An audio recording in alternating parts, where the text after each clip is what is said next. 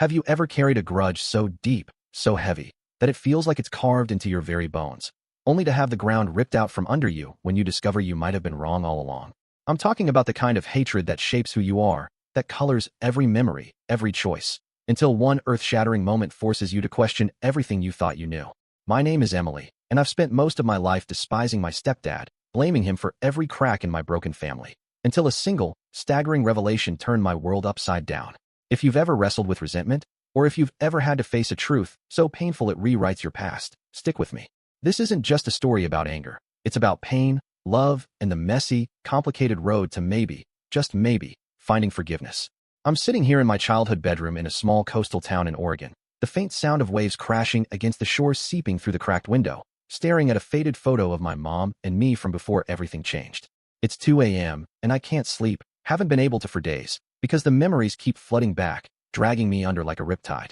If you've ever felt like your past is a puzzle with missing pieces, or if you've ever had to confront the possibility that you've misjudged someone you thought you knew, then you'll understand why I need to tell this story, even if it tears me apart to relive it.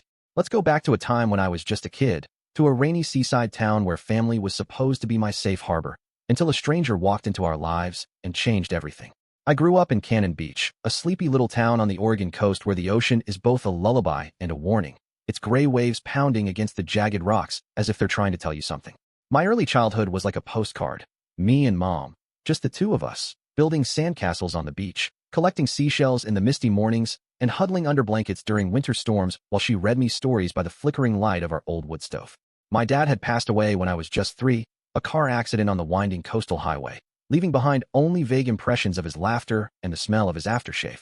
Mom was my whole world back then, a fierce, independent woman who worked as a nurse at the local clinic, her hands always gentle but her eyes often tired. We lived in a small, weathered cottage just a block from the shore, its paint chipped by the salty air, but it was ours, filled with the kind of warmth that comes from knowing you've got someone who'd do anything for you. I'd fall asleep to the sound of the tide, dreaming of mermaids and pirates, feeling like nothing could ever break the little bubble we'd built. That bubble burst when I was 9, the year Mom met Greg. I remember the day she told me about him, sitting me down at our rickety kitchen table with a plate of oatmeal cookies, her voice nervous but hopeful. She'd met him at a community potluck, a tall, broad-shouldered man with a quiet demeanor and a job as a carpenter, fixing up old houses along the coast. He wasn't like the other men in town, loud and brash with their fishing stories. Greg was reserved, almost awkward, with a crooked smile that didn't quite reach his eyes. I didn't think much of it at first. Mom deserved to be happy, and I was too young to understand the weight of what was coming. But when he started coming around more, showing up for dinner with a bottle of soda for me and a bouquet of wildflowers for Mom, I felt this uneasy shift, like the sand beneath my feet was slipping away. Our cozy twosome was becoming a trio, and I wasn't ready for it.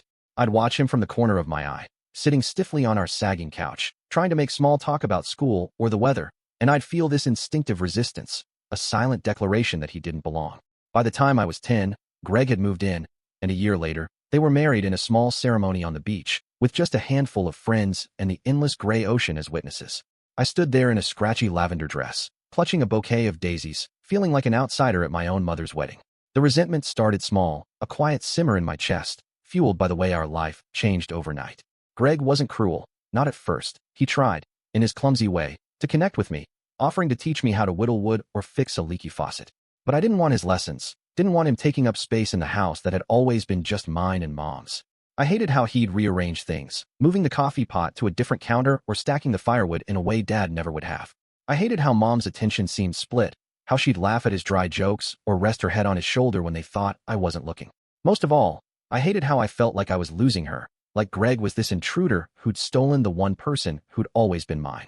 As the years went by, that simmer turned into a boil, a deep-seated anger that colored every interaction. I was a sullen preteen by then, all sharp edges and slammed doors, and Greg became the target of every frustration I couldn't name. I'd snap at him over nothing, leaving his boots by the door, chewing too loudly at dinner, even breathing in a way that annoyed me. He'd try to discipline me, setting rules about homework or curfew, and I'd throw it back in his face, screaming that he wasn't my dad, that he had no right to tell me what to do. Mom would step in, her voice strained, begging me to give him a chance, but I couldn't, or wouldn't. I'd lie awake at night, the sound of the ocean a restless echo of my thoughts, replaying every argument, every cold stare, feeling this bitter satisfaction in pushing him away. I wanted him gone, wanted things to go back to how they were, even though deep down I knew that was impossible. My real dad was a ghost, a memory I'd built into a saint, and Greg, with his calloused hands and quiet gruffness, could never measure up. High school only made things worse. I was 15, caught in that awkward, angry phase where everything feels like a battle, and Greg was my favorite enemy. Our house, once a sanctuary, became a war zone, every dinner a minefield of tension. I'd come home late from hanging out with friends at the pier, reeking of bonfire smoke and teenage rebellion, and he'd be waiting, arms crossed, asking where I'd been. I'd roll my eyes, mutter something sarcastic, and storm to my room, ignoring Mom's tired pleas for peace. I started seeing Greg as the source of every problem. Why Mom worked longer shifts, why we never had enough money for the things I wanted, why I felt so alone even in a house full of people. I'd sit on the beach after school, staring at Haystack Rock looming in the distance, its dark silhouette a mirror to my mood, and I'd imagine a life without him, a life where it was just me and Mom again, laughing over burnt pancakes on rainy mornings. The resentment grew roots, deep and tangled, fed by every perceived slight. Every moment I felt he'd taken something from me. The emotional conflict inside me was a storm I couldn't escape. Part of me knew I was being unfair. Greg wasn't a monster. He paid the bills, fixed the roof when it leaked, even showed up to my school plays, sitting stiffly in the back row with a program crumpled in his hands. But another part of me, the louder part, couldn't let go of the anger, couldn't stop seeing him as the man who'd invaded my life. I felt guilty sometimes, late at night when the house was quiet, and I'd hear him and Mom talking softly in the kitchen, their voices a reminder of the love she'd found in him. I'd wonder if I was the problem, if my hatred was poisoning everything. But then I'd push the thought away, clinging to my grudge like a lifeline. I missed my dad, or at least the idea of him, and Greg was an easy scapegoat for that ache, for the loneliness that had settled into my bones. I'd walk along the shore, the cold Pacific lapping at my bare feet, and feel this hollow longing for a connection I'd never had, blaming Greg for a loss he hadn't caused. When I was 17, things hit a breaking point. I'd been accepted into a community college in Portland, a chance to get out, to start over, but the tension at home was suffocating. One night, after a particularly brutal argument over something trivial, me staying out past curfew again, Greg lost his temper in a way I'd never seen. He didn't yell, didn't raise a hand, but his voice was low and raw as he told me I was ungrateful, that he'd tried for years to be there for me, and I'd thrown it all back in his face. I stood there, stunned, as he walked out to the porch, leaving me with Mom's tear-streaked face and a silence that felt heavier than any shout. For the first time, I saw something like pain in his eyes, a crack in the stoic wall he'd always kept up, and it shook me more than I wanted to admit. I left for college a few months later, barely saying goodbye, carrying that moment with me like a splinter under my skin. I told myself I was free, that I'd never have to deal with him again, but the anger followed me, a shadow I couldn't shake. College was a blur of new faces and late-night study sessions, a chance to reinvent myself away from the weight of home. I rented a tiny apartment near campus, worked part-time at a coffee shop, and threw myself into my classes, majoring in social work with a vague dream of helping kids like I'd once been, lost, angry, searching for something to hold on to. I called Mom occasionally, keeping the conversations light, avoiding any mention of Greg. She'd hint sometimes, saying he asked about me, that he hoped I was doing well, but I'd changed the subject, not ready to face whatever that meant. I dated a little, made friends, tried to build a life, but there was always this undercurrent of unresolved pain, memories of Cannon Beach creeping in when I least expected it. I'd see a father and daughter laughing at the park, or smell the salt air on a rare trip to the coast, and feel this pang, a mix of nostalgia and regret, wondering if I'd been too hard, too blind to see beyond my own hurt. Years passed, and I graduated at 22, landing a job at a nonprofit in Portland, helping at-risk teens navigate their own storms. I was 25 when Mom called with news that pulled me back home, whether I wanted to or not. She'd been diagnosed with breast cancer, stage 2, and needed surgery followed by months of treatment. My heart sank as I listened to her voice, thinner than I remembered, trying to sound brave over the phone. I didn't hesitate. I took a leave of absence from work and drove the 2 hours back to Cannon Beach, the familiar sight of the ocean both a comfort and a weight as I pulled into the gravel driveway of our old cottage. Greg was there when I arrived, looking older, grayer, his shoulders stooped as he carried in groceries from the truck. I braced myself for the old resentment to flare, but instead, I felt this strange numbness, a fatigue from carrying the anger for so long. He nodded at me, a quiet acknowledgement, and I nodded back, the air between us heavy with unspoken history. Living under the same roof again, even temporarily, was like walking on eggshells.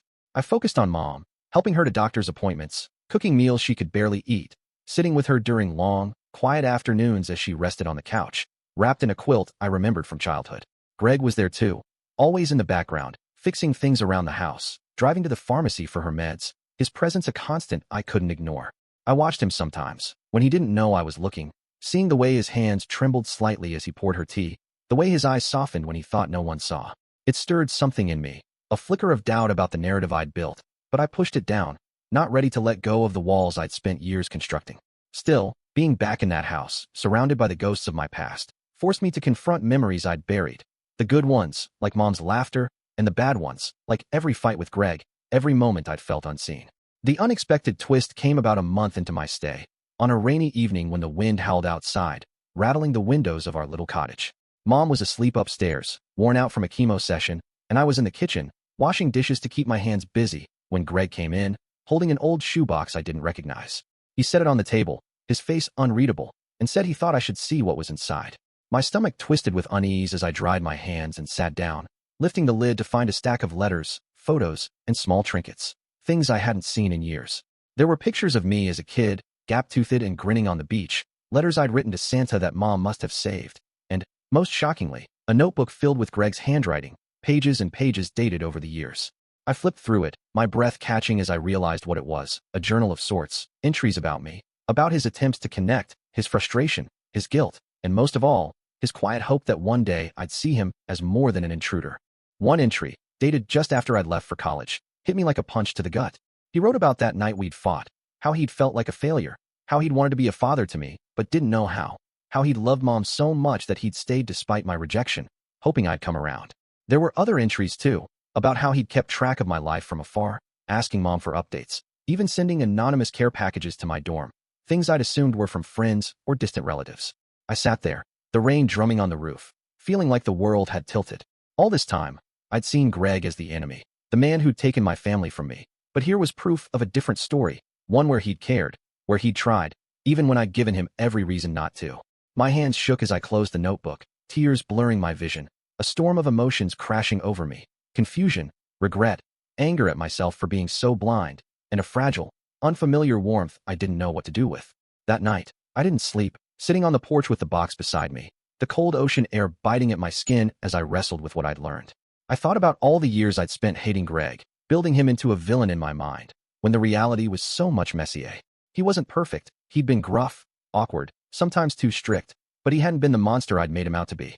I remembered moments I'd ignored, like the time he'd spent hours helping me build a science project in middle school, or how he'd quietly paid for my senior prom dress when Mom couldn't afford it, letting her take the credit. I'd been so wrapped up in my grief for my dad, in my fear of losing Mom, that I'd pushed away someone who'd wanted to be there for me.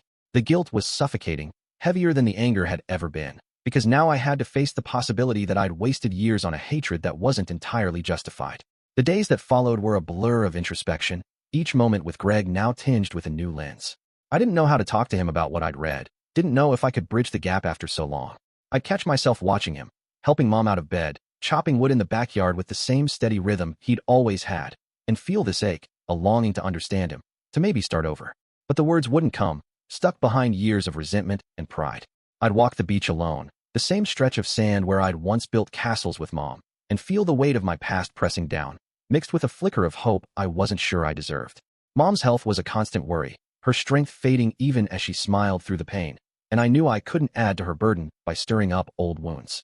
Yet the question lingered, could I forgive Greg, or at least try to see him differently, after everything? Reflecting on my own life, I started to see how much of my identity had been shaped by that anger, how I'd let it define me, even in my work with teens who carried their own scars. I'd always thought I was helping them heal, but maybe I'd been running from my own healing, using my past as an excuse to keep walls up. I'd sit in my old bedroom, surrounded by faded posters and childhood trinkets, and feel like I was 15 again, lost and lashing out, but now with the perspective of an adult who'd seen more of the world. I thought about my dad, the ghost I'd clung to, and wondered what he'd think of me now, if he'd want me to hold on to bitterness or let it go. I thought about Mom, fighting for her life, and how much she'd sacrificed to build a family, even if it wasn't the one I'd wanted. And I thought about Greg, the man I'd vilified, who'd stayed through every storm, not just for her, but for me, in ways I hadn't let myself see. Now, as I sit here months after that night with the shoebox, I'm still at a crossroads, caught between the past I've lived and a future I'm not sure how to face. Mom's treatment is ongoing, a slow battle with moments of hope and despair, and I've stayed in Cannon Beach, unable to leave her side. Greg and I exist in this fragile truce, small nods and quiet gestures replacing the old hostility, but we haven't talked about the journal, haven't addressed the years of hurt. I've started writing in my own notebook, trying to sort through my feelings, drafting apologies I'm not sure I'll ever say out loud.